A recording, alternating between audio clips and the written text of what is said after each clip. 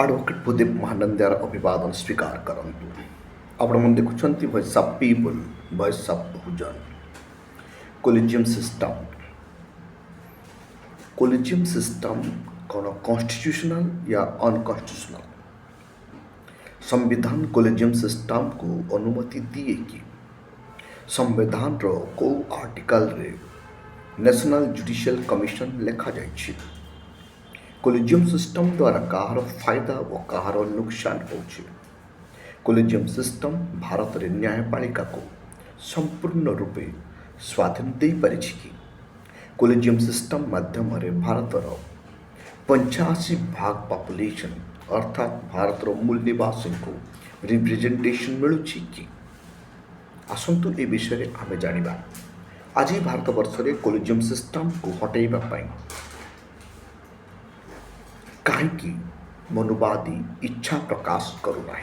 Collegium system एक व्यवस्था जहाँ बिना परीक्षा रे जड़े व्यक्ति को जज कर दिया जाए। आपण जेकोसी सरकारी चाकरी करेंगे, जेकोसी विभाग को जीवे, आपण को परीक्षा दे जीवाक पड़ी थाए और परीक्षा रे उत्तीर्ण हेले ही आपण सरकार टैक्स रो पैसा रे दरमा प्राप्त करथांती एवं लोकों को टैक्स रो पैसा नेबा पाई आपण योग्य ही परिथांती। सेपरी जदि आपण एक जुडिशियरी रु आपण एक लेजिस्लेचर को जानती लोक आपण को निर्वाचन कले ही आपण सरकार टैक्स रो उपभोग करि पारंती एवं एमएलए बा एमपी बनि पारंती। से प्रकार भाव में आपण जदि एग्जीक्यूटिव को जीवे, सेवा प्रक्रिया को जीवे, भारतीय शासन प्रशासनिक सेवा को जीवे बा स्टेट प्रशासनिक सेवा को जीवे, से आपण को यूनियन पब्लिक सर्विस कमिशन बा स्टेट पब्लिक सर्विस कमिशन सामने भारत संविधान आर्टिकल 308 और 9 अनुसार आपण को अपॉइंटमेंट प्रमोशन और डिसमिस होगा पड़ी थाए, पनिशमेंट भी पाई था। किंतु कोलिजियम सिस्टम कौन? कोलिजियम सिस्टम रे ये सब व्यवस्था अच्छी कि संविधान ये विषय नहीं कौन कहे। कोलिजियम सिस्टम एक व्यवस्था जहाँकि भारतर केवल 150 रु 200 परिवार द्वारा परिचालित होउछि।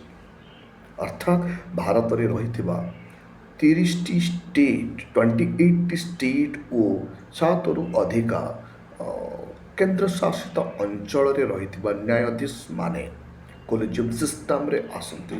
तमाम हाईकोर्ट एवं भारत सुप्रीम कोर्ट न्यायाधीश कोलिजियम सिस्टम रे आसंती। ए कोलिजियम सिस्टम पे क्वालिफिकेशन कौन? कोलिजियम सिस्टम रे आपण मेंबर जज हेबा पई आपण को कोनोसी परीक्षा देबा को पड़े नाही। आपण जने एडवोकेट हेथिबा को पड़िबो। कम से कम 7 वर्ष रो अधिका आपणकर कोनोसी उच्च न्यायालय रे आपणकर प्रैक्टिस थिबो। एतत् व्यतीत पॉलिटिकली आपणकर रिलेशन थिबो एवं सुप्रीम कोर्ट रे बा आपणक परिवार रे कोनोसी व्यक्ति हाई कोर्ट व सुप्रीम कोर्ट रो विचारपति पोस्ट थिबे, तेबे जे आपण कोलिजियम भितरे पूरी पारिबे। तेणु आपण देखिथिबे जज का परे तांको पुओ ही जज बनि पारुछंती, न्यायाधीश का परे तांको पुओ ही न्यायाधीश सेवा को ही जानती। कारण एथिपाई कोलिजियम रे जज ही जड़े जज को नियुक्ति दियंती एवं मनोनीत करंती।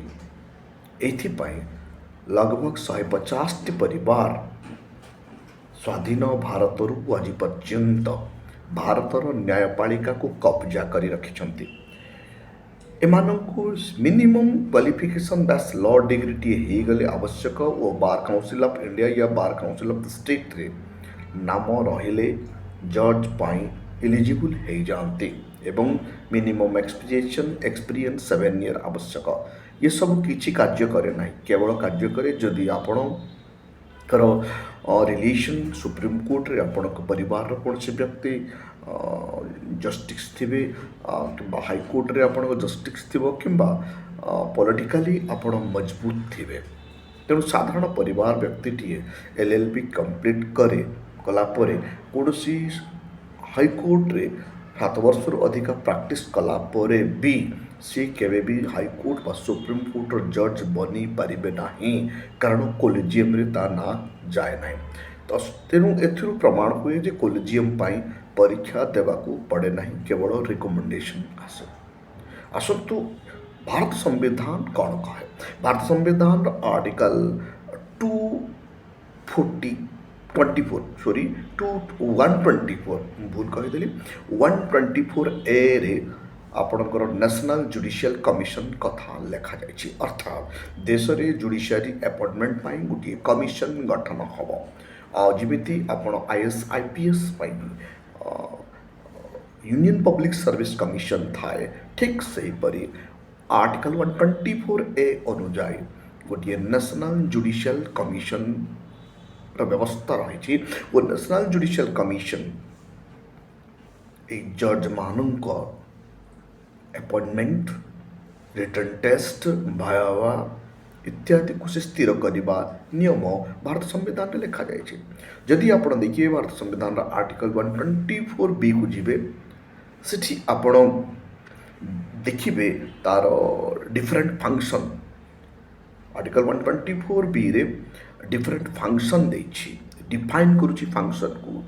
अर्थात नेशनल जुडिशियल कमिशन रो फंक्शन कौन से फंक्शन रे आपण पाइबे कमिशन अपॉइंटमेंट के प्रकार भाव करेंगे, को प्रक्रिया रे अपॉइंटमेंट प्रोसीजर रहिबो, return procedure return examination procedure कौन, भायाबा प्रोसीजर कौन, इंटरव्यू प्रोसीजर डिटेल आपण आर्टिकल 124B एक्सप्लेनेशन करे।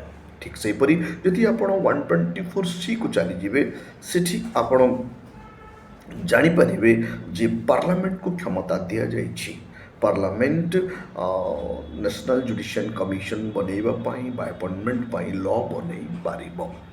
ये समस्त व्यवस्था भारतीय संविधान थिले भी आज पर्यंत कोलेजियम सिस्टम मजबूती सह कार्य करुच्ची कहीं कारण यदि आप देखिए आर्टिकल 142 को चलीजे आर्टिकल 142 143 बल सुप्रीमकोर्टर एक अखंड क्षमता रही जो क्षमता मध्यम जिते बड़े भी यदि पार्लियामेंट कानून बनाए से कानून को से रद्द करे तार निजर स्वार्थ पाई।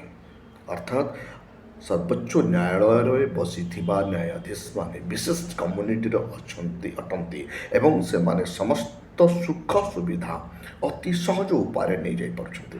जदि आप देखिए भूतपूर्व chief justice of India Chandrachud साहब को पिताजी भी चीफ जस्टिस ऑफ इंडिया थिले, पुओ चीफ जस्टिस ऑफ इंडिया।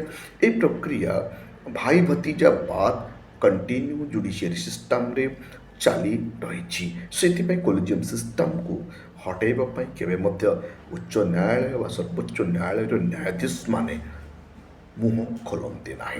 2014 आप जानवे भारत संविधान 99 एमेंडमेंट अनुजाई इंडियन कॉन्स्टिट्यूशन 99 एमेंडमेंट अनुजाई NJC विषय जोरदार वकालत चलला नेशनल जुडिशियल कमिशन। किंतु आप देखिए 2015 मसीह सुप्रीमकोर्ट मान्यवर सुप्रीमकोर्ट या अनकन्स्टिट्यूशनल डिक्लेयर करदे। तो यह हूँ आम जुडिशियरी सिस्टम एक व्यवस्था जोटा कि भारत संविधान article 124A 124B and 124C clearly national judicial commission कथा कहला बेले आज पर्यंत कोलेजियम व्यवस्था कंटिन्यू रहिबा चिंताजनक अटे। कारण कोलेजियम रहिबा द्वारा भारतर 85% पॉपुलेशन कौन सी हिस्सा ही नहीं पारना। आप हाईकोर्ट कहतु बा सुप्रीमकोर्ट कहतु तेणु schedule caste schedule tribe OBC minority women हिस्सेदारी ना कि बराबर बिल्कुल शून्य अटे। कारण कोलेजियम रे SC ST OBC minority women खासकर दलित वुमेन, अनुसूचित जाति वुमेन, अनुसूचित जनजाति वुमेन, OBC वुमेन जुडिशियरी रे प्रवेश करने कष्टसाध्य हो जाउछि। तेणु एप्रति भारतीय नागरिक मानकर सचेतनतार आवश्यकता रही। एवं आमर जो तीनोटी संस्था कार्यपालिका न्यायपालिका और व्यवस्थापिका जदि संवैधानिक प्रक्रिया चली था आज आमर न्याय प्रक्रिया न्याय प्रणाली सुस्थ और मजबूत था, आमर व्यवस्थापिका सुस्थ और मजबूत था, आमर विधायिका संविधान अनुसार ଆଇନ ବନେଇଥାନ୍ତା ଓ ଦେଶରେ କରପସନ୍ ନଥାନ୍ତା, ଦେଶରେ ଇକ୍ୱାଲିଟି ଏଷ୍ଟାବ୍ଲିଶ୍ ହୋଇପାରିଥାନ୍ତା। ଏହା ଦେଶ ପ୍ରତି ବିଡ଼ମ୍ବନା ଯେ ଦେଶ ସମ୍ବିଧାନ ଅନୁଯାୟୀ ନ ଚାଲି କିଛି ମୁଷ୍ଟିମେୟ ବ୍ୟକ୍ତିଙ୍କ ହାତ କଣ୍ଡେଇ ସାଜିଛି ଦେଶର ଶାସନ ପ୍ରଶାସନ ଓ ନ୍ୟାୟିକ ବ୍ୟବସ୍ଥା। ଆପଣମାନେ ଦେଖୁଛନ୍ତି voice of people, voice of Bahujan. ବର୍ତ୍ତମାନ ପର୍ଯ୍ୟନ୍ତ ଯଦି ଆପଣ ଆମର ଚ୍ୟାନେଲକୁ ସବସ୍କ୍ରାଇବ୍ କରିନାହାନ୍ତି, ଦୟାପୂର୍ବକ ସବସ୍କ୍ରାଇବ୍ କରିବେ ଓ ବେଲ୍ର ଆଇକନ୍ ନିଶ୍ଚୟ ଦବାଇବେ। Voice of people, voice of Bahujan ସଦାସର୍ବଦା ଆପଣମାନଙ୍କର ଭଏସ୍ ବନି ଆପଣମାନଙ୍କ ବିଷୟରେ କହିବା ପାଇଁ ସଦାସର୍ବଦା ତତ୍ପର। ତେଣୁ ଆପଣ ଆମ ଚ୍ୟାନେଲଟିକୁ ସବସ୍କ୍ରାଇବ୍ କରନ୍ତୁ ଏବଂ ଏହାକୁ ଆଗକୁ ବଢ଼ିବା ପାଇଁ ସହଯୋଗ କରନ୍ତୁ।